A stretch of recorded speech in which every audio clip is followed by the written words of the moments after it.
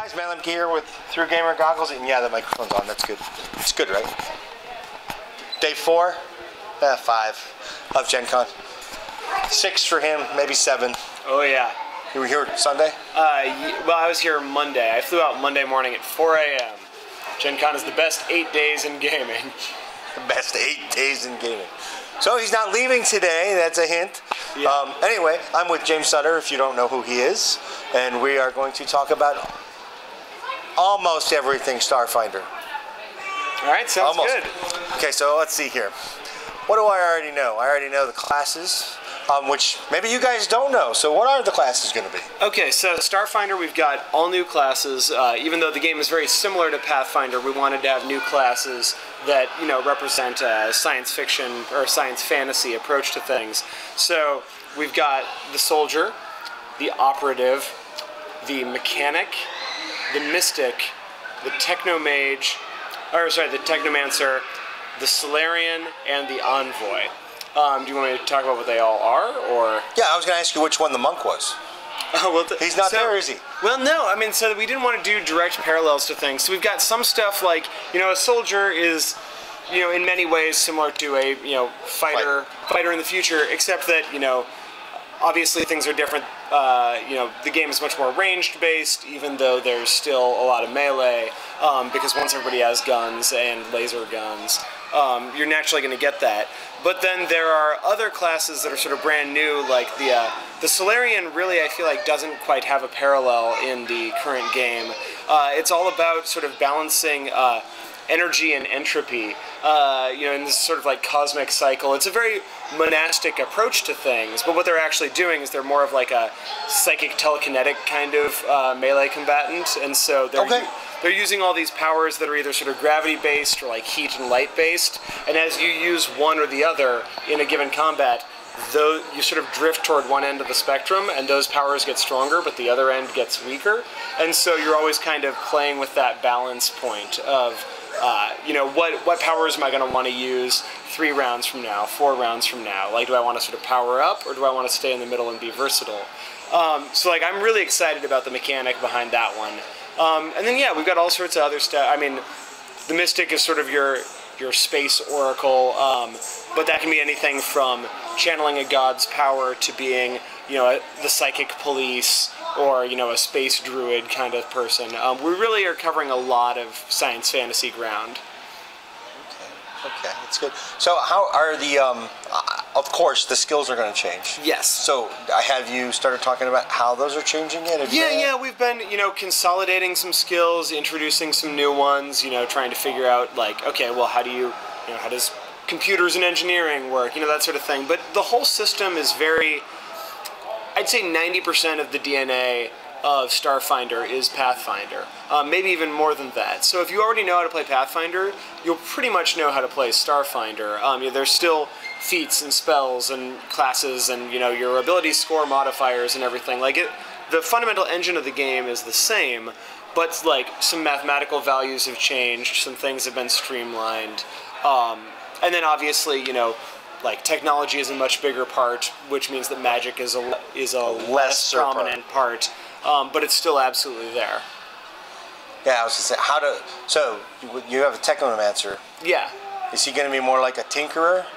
Well, no, actually, so the mechanic is more like your sort of engineer tinkerer. The mechanic is a class that has either most of them will probably have a little robot buddy, so you've got your drone that you're flying around. The artificer. Yeah, or if you want to, if you don't want to have a little buddy, you can have like sort of an AI sort of thing that you shunt into your own brain, so you can be sort of self-contained. But the technomancer is more of a sort of, the way I'm thinking of it is they're kind of like hacking the universe. You know, they're following these old, you know, magical traditions like wizardry and whatnot, but they're using it with sort of the scientific mindset of like a computer programmer. And so they're casting through their technology, they're empowering their technology, and using technology to empower their magic. They've really blended those two, because I've always felt like the idea of a dichotomy between science and technology doesn't fit for me. It seems like if you have a world with both, they're going to grow together in interesting ways. So that's what the Technomancer is all about exploring. Right, and you haven't. I don't think you've announced it yet, but I bet there's plans for cybernetics. There might be. They're not ready to talk about it. Yeah. Damn. Yeah, I mean, so actually I will just say, yeah, there's going to be cybernetic stuff in there. Like there'll be body mods and implants, and it's actually going to be a significant part of the world in some ways. Cool. So what about like what kind of cool equipment? Like, I mean, obviously there's lasers and stuff like that, but I know the primary race is basically going to be human, and everything else is going to be available through like templates and stuff. Well, actually, no. I mean, so we're going to do the core races. Humans are important, but they're only one of the core sort of 7 races. Which I should mention, with the exception of humans, all of the other what we're calling sort of core races that get the most presentation are new, or rather, they are different than Pathfinder standard. Some of them will be things you've already seen in Pathfinder, like androids or the Yosoki rat folk. Some of them will be brand new and people will never have seen them before. Those are sort of what we're focusing on as the core races, the most prominent races, but all of the races from Pathfinder that are core races will still be presented in the book, so you can still play elves and dwarves and whatnot, and you'll have your rules for how they've been updated and information on how their cultures have changed over the millennia. So those are the sort of the core races we're going for. Right, and then I don't even remember what my question is now. I don't. Neither do I. It's Sunday at Gen Con. Oh no, I was going to say, like, so how are you approaching the differences within technology? Are dwarves going to manifest up through future in a different way than the elves? And have you started to target that yet? You know, we're still the technology, we've been establishing a lot of like benchmarks for what things can do, but we haven't yet filled in all of the different equipment. We're still getting concepts both, from art and just figuring stuff out, what would be cool to have in the game. There will certainly be, I'm excited with starships, for instance, to have different brands. I love the idea of having different looks for different, not just different models of starships, but like, what is the Honda of Starfinder? What is the Ford? How do things look different? Is it just racially based, or is it, corporation based? I'm sure that ships made by Zon Cathan, the god of pain and torture, are going to look very different from Iomedean cathedral ships, right? So, which are also going to look different than just like straight up corporate ships. So I'm excited to sort of create those different looks in the gear, even beyond their mechanics. I like that stuff too, so yeah. That's a good thing. Okay, you kind of led into a question then for me, which is like society, politics. In Pathfinder, you can see very different distinctions. By the time you get to Starfinder, is it going to be more of a like one world society type of thing, or are you still going to have very different cultural differences? Well, so definitely different cultures. That's one of my favorite things about science fiction, is seeing a lot of different cultures. And so for me, what I'm really focused on is the core setting of Starfinder is what we're calling the Pact Worlds, and that's Galarian's solar system. Even though Galarian itself has gone missing, the rest of the planets that we originally created in Distant Worlds, a book I wrote for Pathfinder, those planets are still there, and they're kind of the core worlds of the setting that will be actually in the core book. We're going to have setting material in the core rulebook as well. But then beyond that, there's this idea in Starfinder that faster than light travel is a relatively recent innovation. And so you're kind of, when you start the game, you're in the middle of this land rush as people sort of go out and colonize the billion worlds of the galaxy. And so there's a lot of potential there for Terra Incognita, for us to constantly be introducing new settings, and more importantly, for GMs to introduce new settings. Like, I love the idea of creating a new world to visit for every couple of sessions or every adventure. Certainly you don't have to. You could play the entire game on 1 or 2 planets. But for me, the chance to always explore new places is really a huge draw. So let's coin it now. Go forth and find Galeria. Well, that is certainly one thing that people will be doing, because the idea of Pathfinder has several central mysteries, but one of them is what happened to Eridan. And for Starfinder, one of the central mysteries is what happened to Galarian, because the gods aren't talking, nobody can figure it out.